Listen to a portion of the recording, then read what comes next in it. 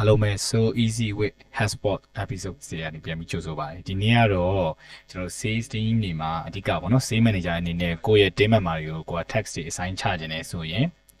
ပုံမှန်ဆိုရင်ကျွန်တော်တို့က text assign ချတဲ့ဟာ project management software တခုသက်သက်သုံးရတယ်ပေါ့နော်အဲ့ဒါတခုပြီးနောက်တစ်ခါကျွန်တော်တို့ Trello လိုမျိုးဒီတွေပါကြည့်တာတခုအဲ့လိုမျိုး app တွေအများကြီးဖြစ်ပြီးတော့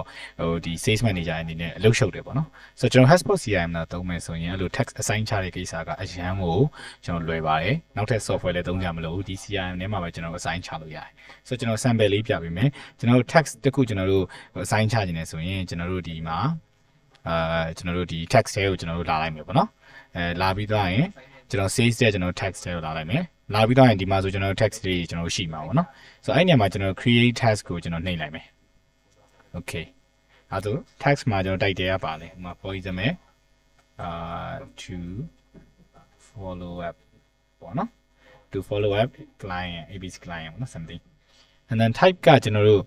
follow up ဖြစ်တဲ့အတွက်ကျွန်တော်တို့ to do နဲ့ထားမလား call နဲ့ထားမလား email နဲ့ထားမလားပေါ့ဒါဆို to do ဆိုရင်တော့ဒါလုပ်ဖို့ပေါ့နော် call ဆိုရင်တော့ to call ပေါ့အဲ့တယောက်ကိုကျွန်တော်တို့ခေါ်မယ် to email ဆိုရင်တော့ to email ပို့ရမယ်ပြီးရင်ကျွန်တော် priority ခွဲလို့ရတယ်သူက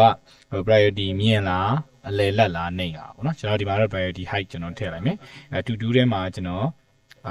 ကျွန်တော် to do ပဲထားလိုက်မယ်ပေါ့နော် call တွေပဲမထားတော့ဟုတ်ပြီပြီးရင်ကျွန်တော်တို့ဘယ်သူ့ကိုကျွန်တော်တို့ဘယ် D ဒါမှမဟုတ်ဘယ် company ကိုခေါ်စီချင်တာလဲဘယ် contact လဲဘယ် deal လဲဒါမှမဟုတ်ရင်တချို့ ticket ဖွင့်နေဆိုဘယ် ticket လဲပေါ့အဲ့ဒါတခုကျွန်တော်ရွေးရမယ်ဆိုတော့ဒီဆိုရင် for example ဒီမှာကျွန်တော်ဒီတခုကိုကျွန်တော်တို့ရှာလိုက်ပေါ့နော်ဒါကကျွန်တော် testing ထည့်ထားတဲ့ဒီပေါ့အဲ့ဆိုဒီနဲ့ပတ်သက်ပြီးကျွန်တော်တို့ client ကိုဖုန်းခေါ်ဖို့ဆိုကျွန်တော်ကြာပြီးရင်ဘယ်သူ assign လုပ်မှာလဲဒီမှာကို assign ချနေတဲ့သူကိုတစ်ချက်ကျွန်တော်တို့ assign ထည့်ပေးလို့ရတယ်เนาะကျွန်တော်ဒီမှာတယောက်ကို assign ထည့်လိုက်ပြီပြီးတော့ရင်ဒီ Q ဆိုတဲ့နေရာကတော့ဗာလဲဆိုတော့တကယ်လို့ဒီဖုန်းခေါ်ပြီးရင်ဗာဆက်လုပ်ဆိုပြီးကျွန်တော်တို့ကသူ့ကိုဟို direction ပေးနေတယ်ဆိုရင် Q ထည့်လို့ရတယ်ဒါအများဆုံးမြင်ကြ Q မထည့်ဘူးပေါ့နော်။ဟောဆိုတက်ပဲကျွန်တော် text တွေနဲ့ခွဲပြီးရင် due date ကဘယ်လောက်လဲဘယ်နှစ်ရက်အတွင်းမှာကျွန်တော်တို့လုပ်ရမလဲ2 business day လားဒီနေ့လားမနေ့ဖြန်လားအဲ့ဒါလေးတစ်ချက်ကျွန်တော်တို့လုပ်ရမယ်ပြီးတော့ရင်တော့ကျွန်တော်အချိန်ရွေးလို့ရတယ်ပေါ့နော်အချိန်ကကျွန်တော်တို့သူ့ဘယ်ချိန်မှာသူ့ကိုကျွန်တော်တို့ခေါ်စီခြင်းလဲနောက်ပြီး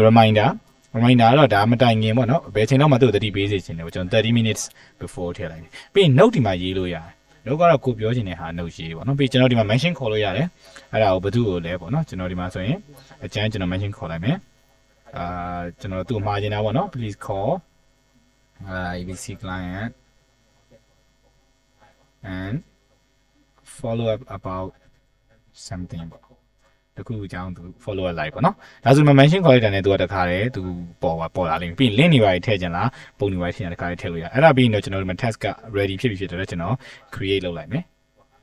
အဲဆိုကျွန်တော်ဒီမှာ text လေးပြန်ပြီးတော့ပေါ်လာပြီဒီ text နဲ့ပတ်သက်ပြီးတော့အသေးစိတ်ပေါ့နော် edit လုပ်ချင်တာတွေပါရှိရဆိုတော့ text ကိုနှိပ်ပြီးတော့ text အထဲမှာကျွန်တော်တို့ဝင်ပြီးတော့ edit လုပ်ချင်တဲ့ဟာရှိရင်ကျွန်တော်တို့ဝင်ပြီးတော့ edit လုပ်လို့ရတယ်ဆိုတော့ဒီ text ကဘယ်ကိုရောက်သွားမှာလဲပေါ့ဘယ်ကိုရောက်သွားမှာလဲဆိုရင်ကျွန်တော်တို့ဖွင့်ထားတဲ့ D တွေရှိရလေအဲ့ဒီထဲမှာပဲကျွန်တော်တို့ပြန်ပြီးတော့ဒီမှာဆိုကျွန်တော်တို့ text လေး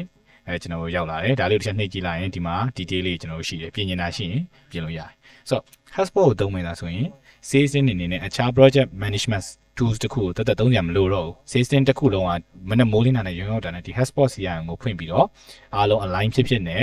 ဒီ project တွေကိုဟန်ချက်ညီနဲ့ဒီ deals တွေကိုမြန်မြန် close နိုင်မှာဖြစ်ပါတယ် HubSpot နဲ့ဆိုရင် so easy ပါ